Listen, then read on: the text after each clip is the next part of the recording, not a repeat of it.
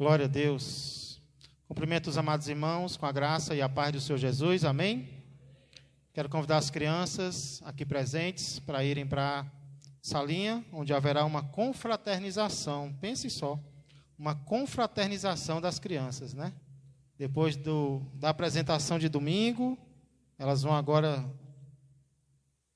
rever para ver onde erraram, onde acertaram e poderem melhorar cada vez mais. Amém? Glória a Deus. Vamos fazer mais uma oração, convidar o irmão Rafael para orar mais uma vez neste momento. Se quiser ficar de pé, vamos ficar sentados aí por alguns minutos. Prometo ser breve. Logo depois nós vamos orar mais uma vez. Graça e paz. Soberano Deus, em Tua presença, nós te somos gratos, ó Deus, por esse momento de louvor, Pai, que o Senhor nos proporcionou, Senhor, em trazer para a Tua casa, Deus, para te louvar, te agradecer. Senhor, ser com o restante do culto, Pai. Abençoa a palavra, fala aos nossos corações. Precisamos de Ti todos os dias. Nos ensina, Deus. Nós estamos com o coração aberto, Pai, para aprender mais de Ti. E assim, ó Deus, aplicar no nosso dia a dia, Deus. Pois é em nome de Jesus que eu te oro e te agradeço, ó Deus. Amém. Poder sentar, irmãos. Vocês sabem muito bem que 13 de junho é comemorado o dia de Santo Antônio, também conhecido como o Santo Casamenteiro. Ele é conhecido por outras coisas também, estava pesquisando, mas principalmente como o Santo Casamenteiro. Porém, como nós evangélicos não temos o hábito de sermos devotos dos santos, a não ser que tenha aí algum crentólico, né? Metade crente, metade católico, está estudando ainda. Nós não temos esse costume, esse hábito. Por isso, hoje eu quero falar sobre o Deus casamenteiro. Para isso, eu convido você a abrir a Santa Palavra de Deus no primeiro livro de Gênesis, capítulo de número 2. Livro de Gênesis, capítulo de número 2. Nós iremos meditar apenas nos versos 18 a 23. Primeiro livro da Bíblia, livro de Gênesis, capítulo 2. Eu disse 3? Não, né? Capítulo 2, versos 18 a 23. Esses versos, irmãos, amigos aqui presentes, aqueles que não puderam estar aqui, mas nos acompanham por meio da internet, ele vai nos apresentar o primeiro casamento da história. Primeiro casamento já realizado na história, casamento esse, obrigado, que só pôde ser realizado por causa do que Deus fez.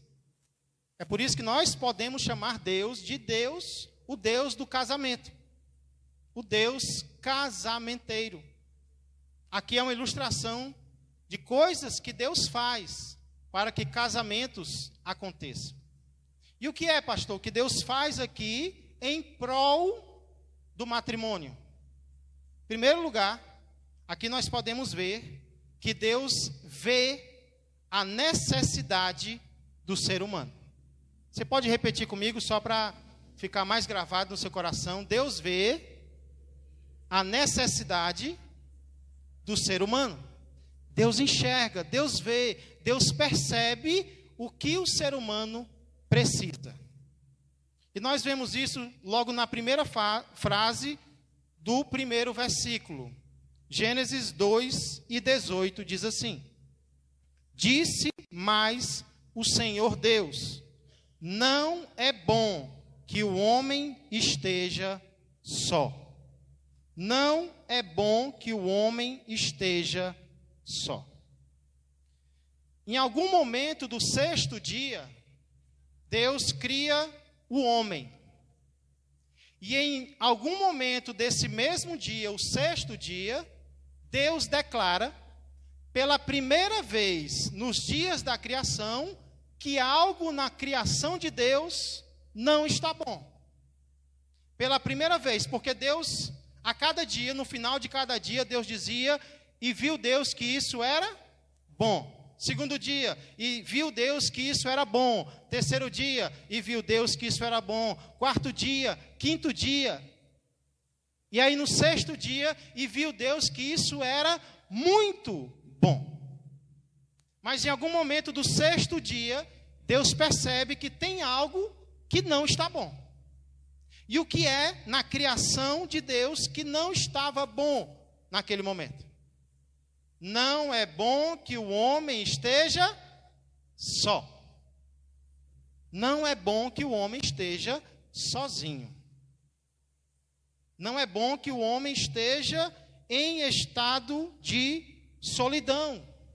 Ou seja, além da companhia de Deus e além da companhia dos animais, o homem precisava de mais alguém. O homem já tinha Deus como sua companhia. Sim ou não? Já tinha Deus, alguém superior a ele. O homem já tinha os animais como suas companhias. Sim ou não? Os animais foram criados antes do ser humano.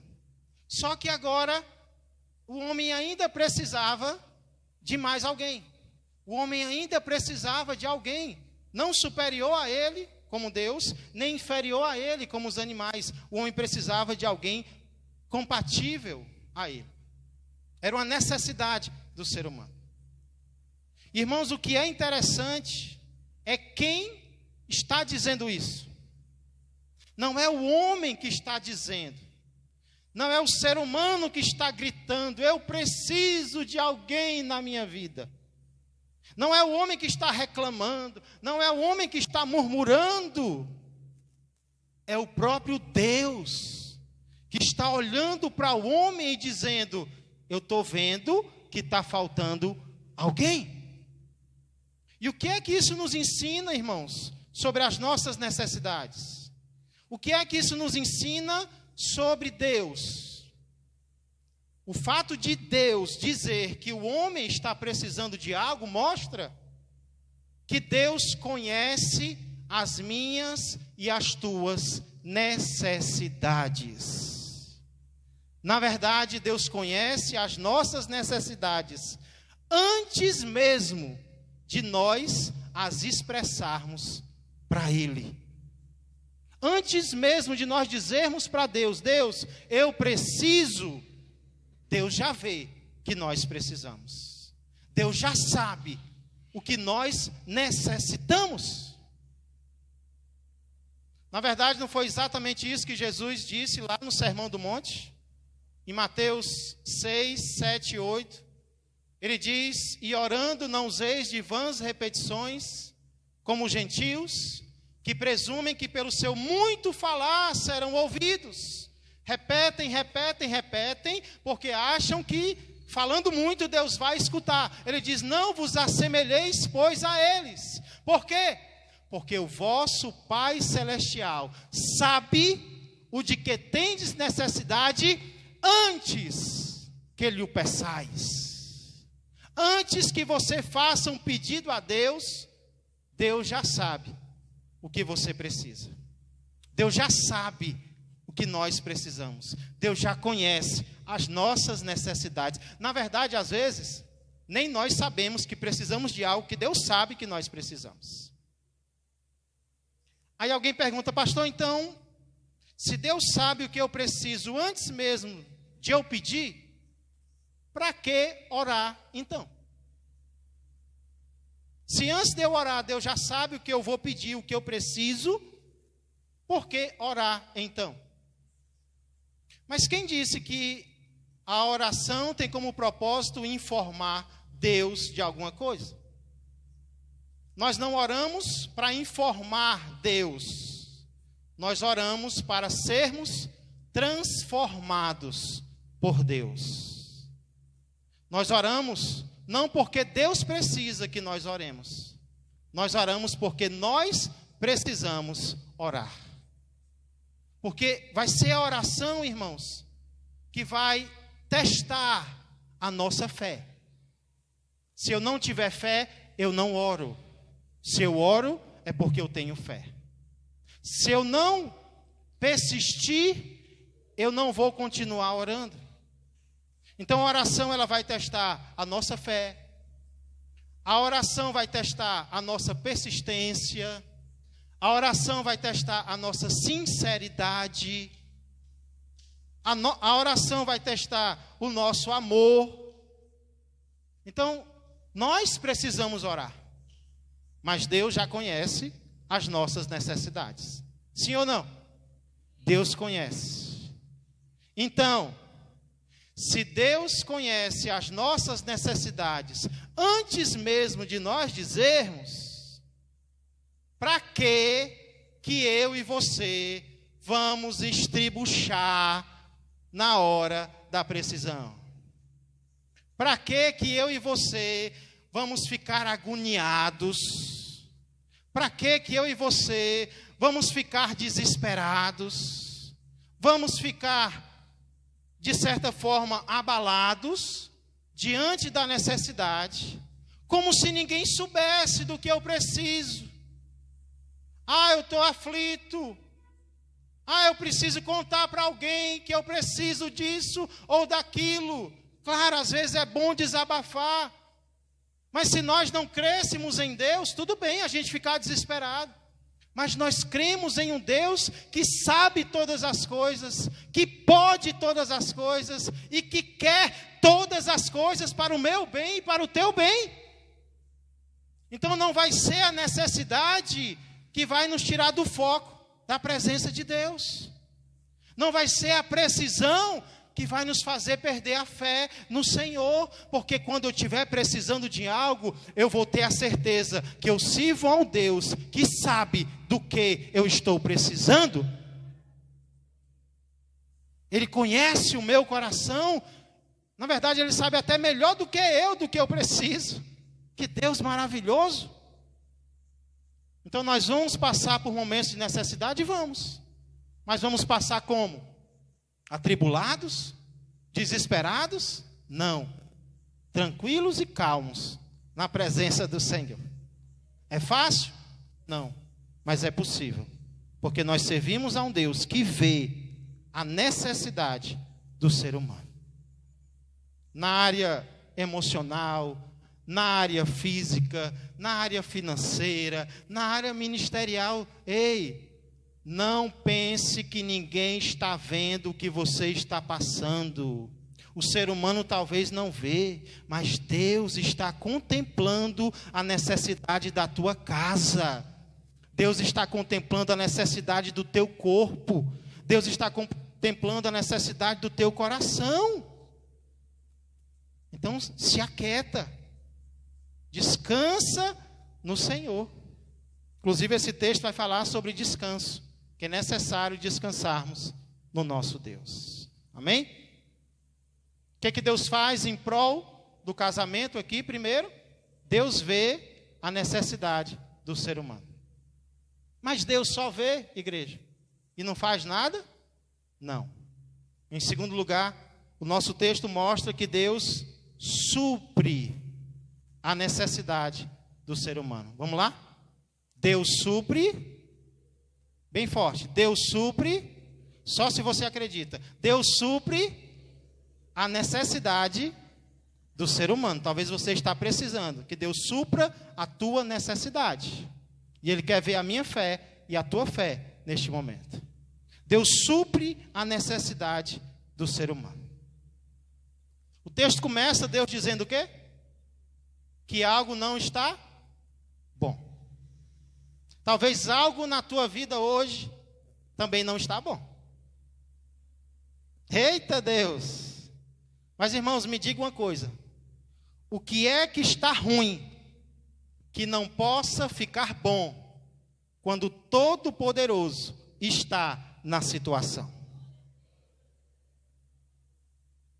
Por isso que depois de declarar, não é bom que o homem esteja só, Deus se propõe, eu vou resolver o problema. Eu vou consertar a situação. Far-lhe-ei uma auxiliadora que lhe seja idônea. Deus vê o problema e Deus se propõe a resolver o problema.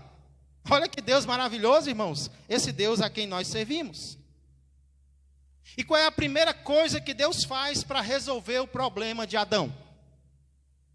Primeira coisa, escute isso, olha como é que Deus trabalha. Primeira coisa que Deus faz não é preparar uma bênção para Adão. Primeira coisa que Deus faz é preparar Adão para a bênção. Deus vai preparar o seu servo para a bênção. E nós vemos isso lá. Como é que Deus faz isso? Nos versos 19 e 20. Olha comigo. Gênesis 2, 19 e 20. Havendo, pois, o Senhor Deus formado da terra todos os animais do campo e todas as aves dos céus, trouxe-os ao homem para ver como este lhe chamaria. E o nome que o homem desse a todos os seres viventes, esse seria o nome deles.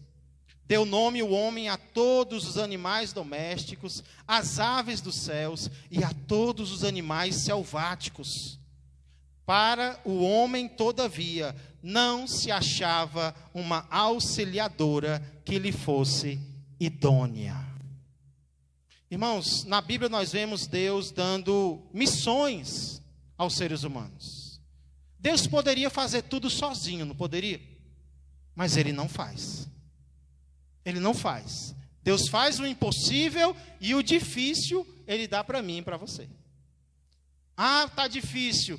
Agradeça a Deus porque está difícil. Porque se tivesse impossível, aí era só com Ele. Mas o difícil é para mim e para você. O fácil é para o mundo. O impossível é para Deus. E o difícil é para o crente. O crente ficou com a parte do meio, o difícil, que é o que leva para o céu.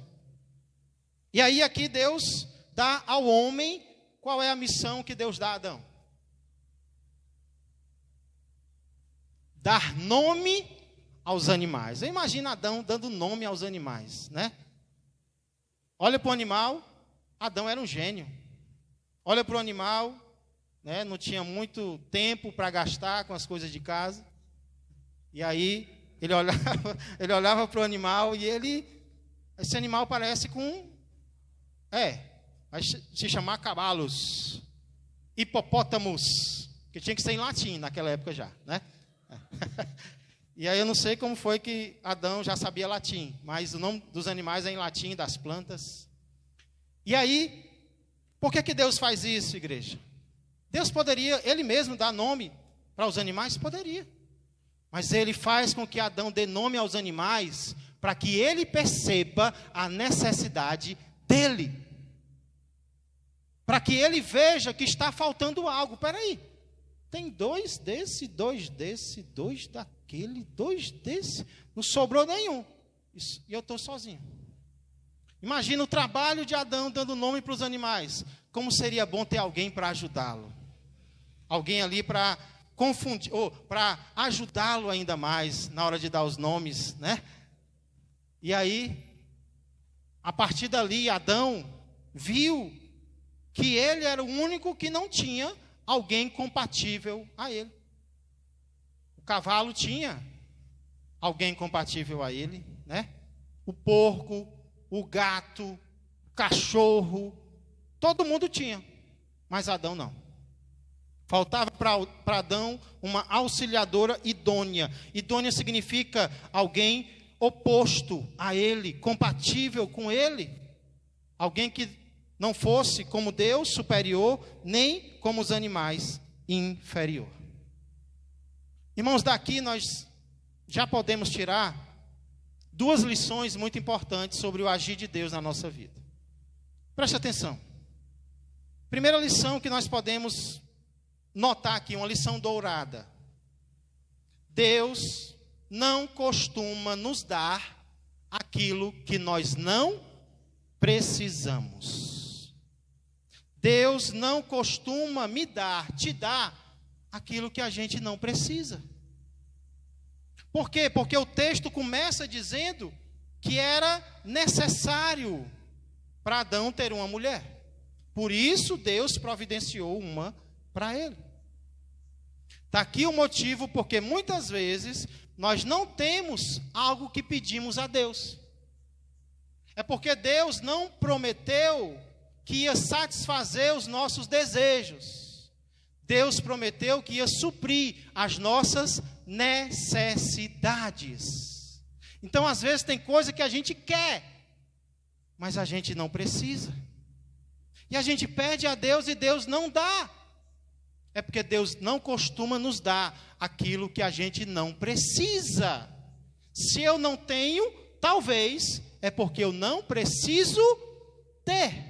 Eu quero ter, eu desejo ter, eu anseio ter. Mas Deus está vendo que eu não preciso. Essa é a primeira lição que nós aprendemos aqui. Mas tem uma segunda. Deus não costuma nos dar aquilo para o qual nós não estamos prontos. Nós não precisamos, às vezes, e às vezes nós não estamos prontos para algo. Nós não estamos preparados ainda para receber algo. Não é que seja ruim, não, que a gente está pedindo para Deus, não. Não é que seja errado, não. É porque não é o momento de Deus ainda. Um exemplo. Ter carro é algo errado? É algo ruim? Só que tem gente que não está pronto para ter um carro. Você não vai dar um carro para o seu filho de 10 anos. Só se for carrinho de brinquedo. Então não é que o carro em si seja errado, mas é que nós não estamos ainda no momento de receber aquele carro. Tanto é que Deus primeiro preparou Adão, aprontou Adão, para que depois ele trouxesse uma mulher para ele. Vamos aplicar isso para os relacionamentos? Vamos? Tem gente que não precisa ter um relacionamento agora. Tem gente que quer, mas não precisa. Tem gente que deseja, mas não está precisando de um relacionamento. Por exemplo, as pessoas muito jovens querem porque querem ter um crush. Querem porque querem andar de mãos dadas. Querem porque querem ter o namorado ou a namorada. Desejo, querer é uma coisa. Precisar é outra. Os mais jovens precisam, sabe o quê? Estudar. Honrar pai e mãe. Escolher uma profissão e por aí vai.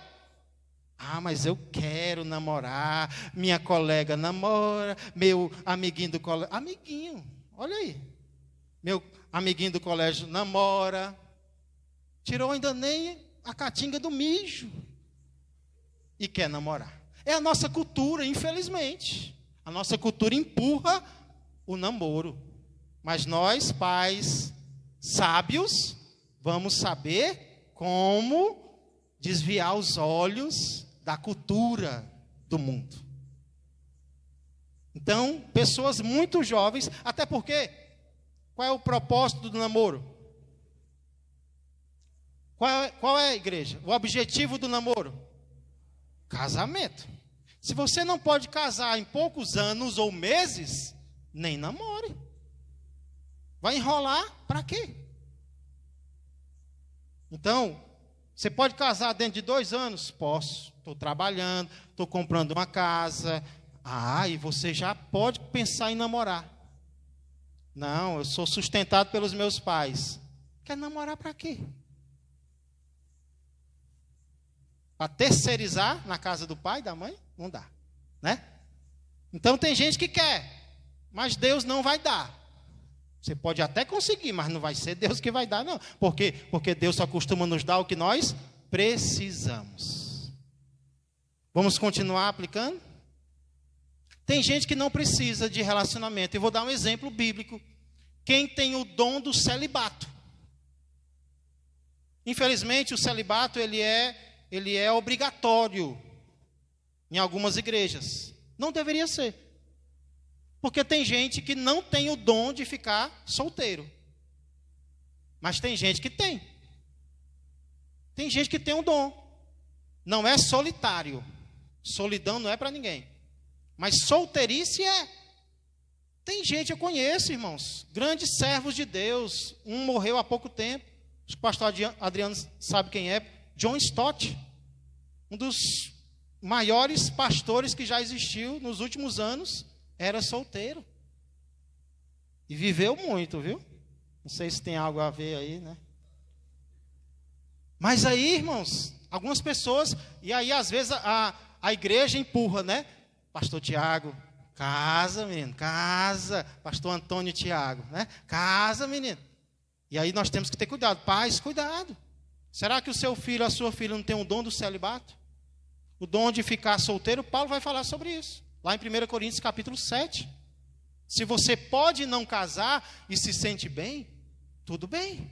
Agora, se você fica pecando, se abrasando, eita, eu quero ter um namorado ou namorada, aí você talvez não tenha o dom, tem que começar a orar para casar com alguém. Então, às vezes, é só querer, é só desejo, não é necessidade. E eu vou além. Algumas pessoas não estão prontas para um relacionamento. Por exemplo, pessoas feridas. Pessoas feridas não estão prontas para relacionamento. Na verdade, pessoas feridas não estão prontas para muita coisa. Porque pessoas feridas vão ferir outros. Então, primeiro tem que ser curado, tem que ser curada. Recebe aí o bálsamo de Gileade. E aí só depois de você ser curada de um relacionamento ruim, de algo ruim que aconteceu, aí você vai poder entrar em algo que Deus está preparando para você. Porque senão você vai acabar ferindo pessoas, você vai magoar pessoas, você vai usar pessoas para mostrar para aquele antigo, para aquela antiga que alguém te ama de verdade. Então, cuidado. Tem pessoas que não estão prontas para relacionamentos agora. Então, a pergunta é: eu preciso de um relacionamento? Eu estou pronto para um relacionamento? Aí sim, depois que Deus viu que Adão precisava, e depois que Deus fez um aprontamento em Adão, aí agora sim, vem a segunda parte do plano. Primeiro, ele age em Adão para mostrar que ele precisa. Adão sente falta. Agora, ele vai preparar a bênção de Adão. E como é que ele faz isso? Versos 21 e 22. Olha, primeira cirurgia da história. Teve anestesia e tudo, viu? Gênesis 2, 21 e 22 diz: Então o Senhor Deus fez cair pesado sono sobre o homem, e este adormeceu. Tomou uma das suas costelas e fechou o lugar com carne. E a costela que o Senhor Deus tomara ao homem, transformou-a numa mulher e lhe trouxe. Primeiro Deus fez o quê? Deus fez Adão adormecer. Ei, muita coisa não pode ser feita enquanto o ser humano não descansar. Primeiro, Adão tinha que descansar para Deus começar o trabalhar dele na vida de Adão. Deus não vai trabalhar na minha vida e na sua vida com os olhos arregalados de incredulidade, de medo, de ansiedade. Não! Deus vai agir quando nós estivermos descansando no Senhor, adormecidos no Senhor. Deus, trabalha na minha vida, porque agora eu estou descansado, não estou mais ansioso, não estou mais preocupado. Vem agir na minha vida, Senhor. Às vezes o que o jovem mais quer é alguém, e quanto mais ele quer, menos ele tem. Mas na hora que ele para de pensar, de repente, Deus envia. É ou não é assim, igreja? Quando ele para de se preocupar, começa a servir a Deus. Uma vez eu perguntei para um missionário, professor do seminário: pastor, como é que eu vou saber quem é uma pessoa boa para eu casar? Ele perguntou: Tiago, você está preocupado com isso? Não, sim. Às vezes, né? E ele disse: deixa eu te dar um conselho. Corra, ele fez até assim. Eu lembro ele fazendo. Corra para Cristo. E quando você olhar para o lado e perceber que alguém está correndo com você, então essa é a pessoa que Deus está preparando para ti. Ou seja, olhe para Cristo. Busque a Cristo. E quando alguém estiver buscando com você, orando com você, adorando com você, aí é alguém que Deus está preparando para você. Então o foco não é eu estar olhando, eu estar buscando, o foco é eu estar em Cristo, descansando em Cristo, e Ele vai providenciar alguém para a minha vida. Então primeiro Deus dá um calmante em Adão. Deus dá um sonífero, Deus dá uma anestesia geral em Adão e ele adormece. Aí qual é a segunda coisa que Deus faz? Depois disso Deus faz o quê? Deus tira um pedaço, ali é mais ou menos um material genético, pedaço de osso misturado com carne e pele, no original é isso, e fecha o lugar com carne. Olha que interessante, irmãos. Adão já estava necessitado, não estava? Pobre coitado, sozinho, carente. O que Deus faz?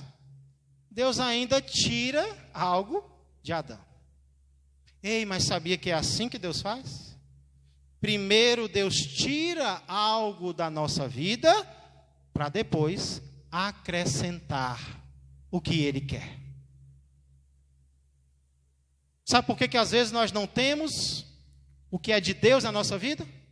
Porque precisa algo ser retirado primeiro. Precisa uma cirurgia ser feita no meu coração e no teu coração. E aí Deus tira algo. Deus poderia ter formado a mulher do pó da terra? Sim ou não? Por que Deus faz isso com Adão? Por que Deus tira um pedaço do corpo dele para dali formar a mulher? Irmãos, eu creio que um dos motivos é para mostrar a interdependência que existe entre homem e mulher. Porque se ele tivesse formado Adão do pó da terra, e aí depois vou formar Eva do pó da terra, Adão ia achar o quê? Que é independente de Eva, e Eva ia achar o quê? Eu sou independente de você? Eu não preciso de você para existir. Deus me criou do nada, Adão. Não foi de você, não. Aí Deus faz o quê? Eva, lembra que você nasceu dele. Você criou, você foi criada a partir do homem. Você depende dele. E depois dali, para o homem nascer, ele dependia também da mulher. O homem depende da mulher e a mulher depende do homem. O problema é que hoje em dia cresce cada vez mais o machismo e o que é pior, o feminismo. E o que é o machismo e o feminismo? É o homem dizendo, eu me garanto sozinho, e a mulher dizendo, eu me garanto sozinha. Feminismo. Não, eu não preciso de homem. Tem mulher já dizendo isso. Eu não preciso de homem. Chegando ao extremo, é claro que é o feminismo extremo do qual eu estou falando. Mas Deus ensinou que não. Nós precisamos uns dos outros. Nós precisamos uns dos outros. E é interessante de onde Deus tira, né? Deus tira aqui, ó, da costela. Deus poderia ter tirado do dedo mindinho, não poderia não? Do dedão do pé. Mas não. Ele não tira do dedão do pé, talvez, para nos lembrar, homens, que a mulher não é inferior a nós. Ela é tirada do lado, aquela famosa história, foi tirada do lado, para mostrar que ela é uma auxiliadora. Ela está ao nosso lado, como a nossa ajudante. E aí, em terceiro lugar, depois disso, o que Deus faz? Deus adormece o homem, Deus tira algo do homem, deixa fechado, e aí Ele transforma numa mulher e traz para Ele. Deus vai tirar coisas da nossa vida, mas Ele vai trazer outras. E as outras que Ele trouxer serão infinitamente melhores. Deus transforma um pedaço de osso misturado com carne e pele em uma mulher e traz para o homem. Não fica triste quando Deus tirar algo de você. É porque Deus precisa tirar primeiro para depois trazer o que Ele preparou para nós. Deus é maravilhoso. Deus diz: renuncia ao mundo, renuncia ao pecado, renuncia às tuas vontades, diz não para você mesmo. Para quê? Porque Deus é cruel? Não, é porque Ele quer nos dar um mundo melhor do que aquele que nós perdemos. Deus quer nos dar uma vida melhor do que essa da qual nós estamos abrindo mão, igreja. Vale a pena dizer não para nós mesmos, para receber aquilo que vem do Senhor nas nossas vidas. Se você perder amigos, se você perder amigas porque aceitou Jesus como Senhor e Salvador, não se preocupa, Deus vai trazer família para você. Amigos leais, de verdade mesmo. É assim que Deus age nas nossas vidas. E aí, o que Deus traz é tão bom, mas tão bom, que o texto encerra com o elogio de Adão no verso 23. Olha aí. Gênesis 2 e 23. E disse o homem: finalmente, depois de tantos animais, é osso dos meus ossos e carne da minha carne. Chamar-se-á varoa, porquanto do varão foi tomada. Louvado seja Deus. O texto começa com Deus dizendo algo, e o texto termina com Adão dizendo algo. E aqui nós vemos, irmãos, para concluir, que Deus é o verdadeiro santo casamenteiro.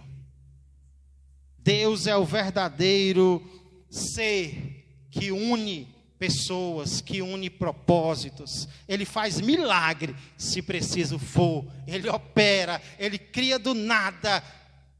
Ele mostra a necessidade, porque Ele quer unir pessoas. Mas talvez alguém pergunte: pastor, mas se Deus é o criador do casamento, por que casamento tem tanto problema? Por que casamento tem tanta dificuldade? Por que tanto casamento termina em divórcio?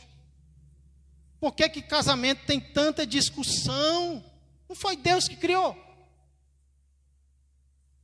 E quem disse que quando Deus cria algo, esse algo não vai ter problema? Deus criou o mundo, sim ou não? O mundo tem problema? Deus criou a igreja, sim ou não?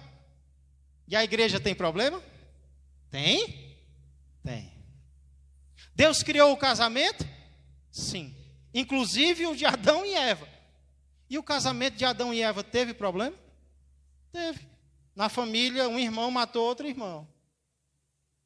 Não é porque Deus uniu você com alguém que não vai ter problema. Vai sim.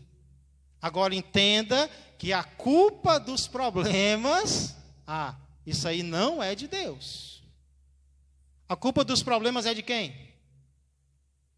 É nossa. É nossa. É nossa que às vezes, antes de casar, não buscamos a Deus. E é nossa que às vezes, depois de casar, não buscamos a Deus. Está com problema, está com dificuldade, procura o psiquiatra, o psicólogo, a Rede Globo, mas não procura Deus. Não se entrega aos pés do Senhor, não busca a palavra do Senhor.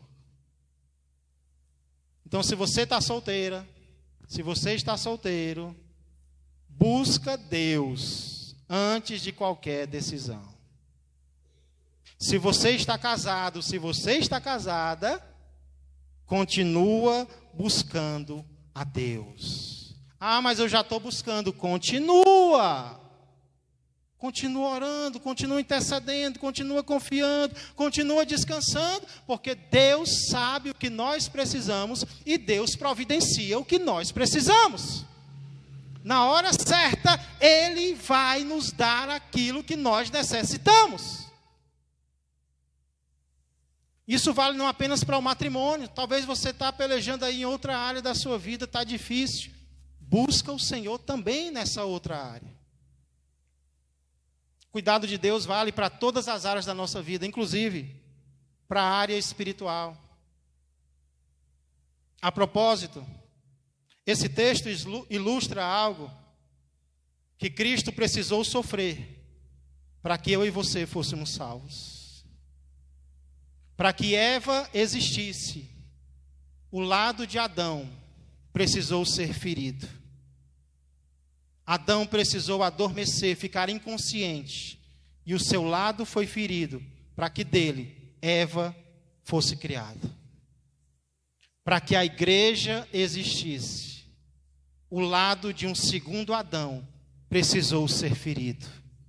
Na cruz do Calvário, ele não apenas adormeceu, ele parou de respirar, para que hoje eu e você pudéssemos existir como igreja, como filhos de Deus. Será que um Deus assim merece a minha confiança? Um Deus que morre no meu lugar, merece que eu confie nele em todas as áreas da minha vida? Se sim, vamos continuar confiando.